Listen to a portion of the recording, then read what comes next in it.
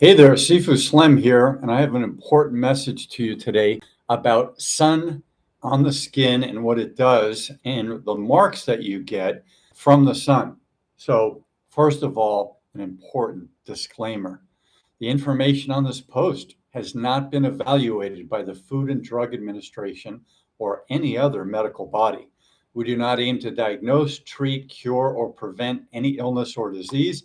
Information is shared for educational purposes only. You must consult your doctor before acting on any content on this video or my websites, etc., especially if you are pregnant, nursing, taking medication, or have a medical condition. So let me tell you what happened to me, and this is for your information and for your own use. And you can take this and be responsible and see what you derive out of this. So I roll by intuition, and I am surrounded, oftentimes, no matter where I travel, I find people who also roll with intuition. I find people who are sabio, which is the Spanish word for intelligent. They know a lot of things. Sabio. Elle es muy sabio. In French, elle est très sage. She is very intelligent, but it really means wise, wisdom. And wisdom means you don't just have a lot of information. It means you know where to put your foot. So it's like a walker, hiker, runner, mountain climber, etc. Somebody getting into the bathtub, where to put your next foot. Okay, so that's what I talk about when I think about when I talk about wisdom. So I'm just about to turn 60, and I've seen it with my father and other family members, sunspots on the skin. So I had one over here, and that was in February of this year. I was in Florida, and what I did is I used the wart remover to burn it off. So that worked, but of course, it forms a scab, and then the scab lives its life, and then it falls off, and then you're done with it. So that's what I did there. I tried, but this is pretty darn close to the eye. Sorry, the first one was over here. So I had that one, and then I had my headband over for tennis, and then it eventually fell off. It wasn't here. This one's a little bit closer to, fumes going up into the eye. This one I felt safe. So when I did, I put my headband here and put the wart remover here, and it did its thing. I held it on. You're supposed to hold it on for a certain number of seconds. I couldn't do it. It was very painful. So I held it on for many fewer seconds, but it did its job. It turned white with the cold wart remover on there. You know the material. I can't think of it right now. And then I tried it here, and same thing. I couldn't hold it on for very long, and it didn't do its full thing. It reduced it. So a friend of mine told me about oil of oregano. So there's oil of oregano. And it's a pill, and it looks just like a vitamin E pill or a vitamin D pill, a gel cap, right? And so there it is.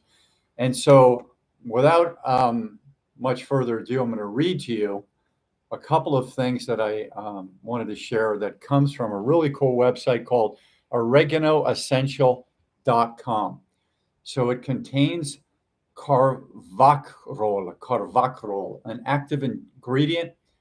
An active agent comprises of 75 to 80% of the oil, and it's known to fight against bacteria. And it makes it difficult for skin problems to resist or spread. And another active ingredient is THYMOL, thymol, found in oregano, known to contain antiseptic properties that can enhance and protect skin. So these are alternative medicines, but they go way back. So whenever somebody found something in history, medicine people from tribes, etc., the early scientists who were called natural philosophers, whenever they or mothers or grandmothers or anyone found something that worked, of course, they tested it, found that it worked, and then they would pass it on. And most of the people didn't read and write. And yesteryear, that happened more in the 20th century and the mid part of the 20th century in the West. So before that, not as many people could do that, and very few actually before the 20th century could read or write.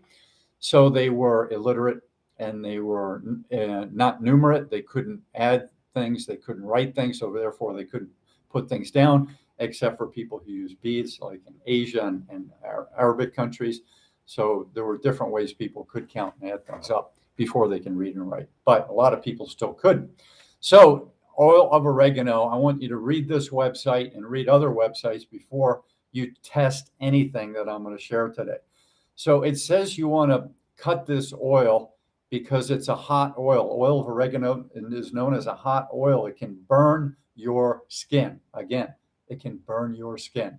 And I would say that I have sensitive skin, but in this case, I just took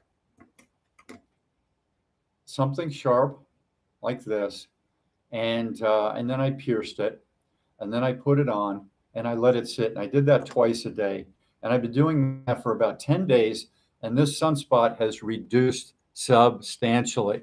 And so I'm finding that it works. So there's literature on the internet that talks about the fact that it could be yeast under there, could be bacteria, virus, all of these different things. And the oil of oregano has an agent, the ones I just mentioned to you, that has the propensity, has the possibility to knock out those yeasts, that's a fungus, viruses, and bacteria. And so there's what I've been doing, and I'm going to keep doing it. Now, it says on the great website that I told you that since it's a hot oil, you want to cut it, you want to mix it with other oils. So you don't want to go straight oil of oregano. But silly me, I didn't read the website before I tried it. A contact of mine who's very similar to me in terms of rolling on natural products and finding things that work, testing them, etc. Would I have used it if it burned my skin? Heck no, I wouldn't have used it. But it didn't burn my skin. It left no marks, no pain. And when I'm done with it, guess what? One drop right here, spreading it out here for some other sun-related eye problems. Played a lot of outdoor sports, lived in some hot, sunny environments in my life. And then now for my gut health and internal wellness, fighting colds, boosting immune systems, and anything else you need to do, stomach health, here you go.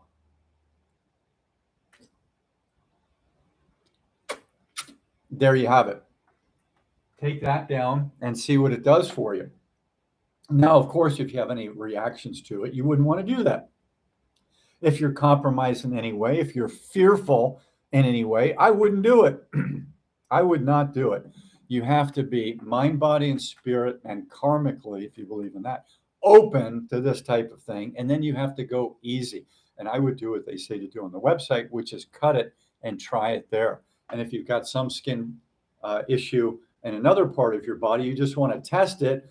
You know, a stronger part of your body might be something like right here, or on the bottom of your foot, or on the bottom of your hand. Stronger pieces, a lot thicker pieces of dermal layers. So there you go. That's what I would do. Test it there, and then go to more sensitive spaces like this, more sensitive spaces. Chest would be a pretty sensitive space here, and then work your way up to the face, because you certainly don't want more marks on your face. So those are some things I wanted to share with you. And then as far as sun problem prevention, of course, you want to find yourself a really cool hat. And so that's a really good wide brim. I would like this if it went down like this and like that, etc. But this one, as far as appearance, is a pretty nice hat, and it's made out of materials that will dry quickly. Let me see if I can find. It's 100% polyester, but it's breathable. I've got holes on the side, and it's very thin. Let's see if you can see the holes on the side. There they are. And I run with this. I put a bandana around my head, up over the top. They call that maybe a do-rag in some places. And so there it is, the bandana here. And I've even had to go double bandanas if it was really hot and sweaty. Then the hat, so get one big enough to fit bandanas under. And there's your top covering. Then I go bandana around the neck, and I go rash guard under the neck. So this cotton shirt would be great rash guard because it breathes. The shirt I'm wearing is 100% cotton. It breathes. It's got some neck protection. So my bandana around the neck will keep sweat from going down from my hair, and it'll absorb some of that. This will absorb some of it so it doesn't soak my body. But if it's really hot, the whole thing is going to be wet. But I will be far less wet than Rafael Nadal and a lot of the top tennis players who wear 100% nylon or nylon and spandex, which makes no sense. No sense whatsoever. I don't know why they do that. 4 or 5 hour match sometimes, hot weather, humid weather. You don't need to do that. You could be playing indoors with one of those things in a place where it's 50 something degrees and you'll still sweat because those things do not breathe. Nylon and that spandex close to your body, and oftentimes those are thick shirts. Those rash guards and those top layer shirts are too non-breathable to wear. Whereas this hat with a cotton bandana underneath and the air hole works pretty darn well. And the reason I don't use cotton is because if I'm out in the rain, I want some sort of rain protection. I don't want a giant sopping wet 100% cotton thing on my head if it's raining, right? And then when I want to dry it, let's say I was in Costa Rica in the tropics and I want to dry that thing. You know how hard it is to dry cotton when it's 80 or 90% humidity out, or 50 even? It doesn't dry. This thing has a good chance of drying in the sun or even not in the sun. So that's good. So another thing I use is very thin nylon pants. So do you want to gob sunscreen all over your body? I don't think you do, and I'll tell you in a minute why. But if you're like I am and you don't want to gob sunscreen all over your body, you put this on, this light nylon. This one's made by Columbia, and these are those great cargo pants with the pockets on the side and a really nice belt that has a drawstring so you can cinch it up. Very comfortable. Velcro pocket. How do you beat that? And another Velcro pocket. There you go. Velcro. And those are my very light, thin cargo pants from Columbia. And these, of course, are nylon, but they're very light and they do breathe. I don't know how they breathe if they're nylon, but maybe it's because they're so light they do breathe. So there you have it. Nylon pants, cotton top right here. And of course you want to have the 2 layers because this cotton, the sun can still get through. So 2 layers. And I use this shirt when I play tennis, when I run, when I go to the beach, when I exercise, when I'm driving around in the hot weather. I'll often have this type of shirt because I'm walking in and out of the car and I want to have sun protection when I'm walking to the stores. Now, does this mean I do not want to get vitamin D or sun hitting my skin and having my skin and body turn that into vitamin D? No, of course I don't. So I want to get 15 to 20 minutes of morning sun, end of day sun, or sometimes I'll get, when I'm going swimming at 11 o'clock or 2 o'clock, I will get some sun getting from my car into the water, swimming, and then going to take a beach shower, something like that. So there's always the chance that I'm going to get sun at those times, and that's fine.